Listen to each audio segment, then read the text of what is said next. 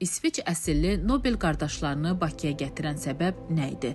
4 qardaşdan ikisinin, Robert və Ludwig Nobellərin adı Bakı nefti ilə bağlı idi. Əslində onlar Bakıya əvvəlcə neft üçün deyil, silah istehsalında istifadə olunan materiallar üçün gəlirlər. Amma onlar burada neftin nəhəng potensialını görüb Nobel şirkətini yaradır və bu Bakıda təsis edilən ilk xarici şirkət olur. Şirkətin loqotipində Suraxanı Atəşgah məbədi təsvir edilir. O dövrdə neft, çəllək, araba və hətta heyvanlarla daşınırdı. Bu çox baha və təhlükəli idi. Qardaşlar işi asanlaşdırmaq məqsədi ilə 1878-ci ildə dünyanın ilk müasir neft tankeri Zoroaster gəmisini yaradır.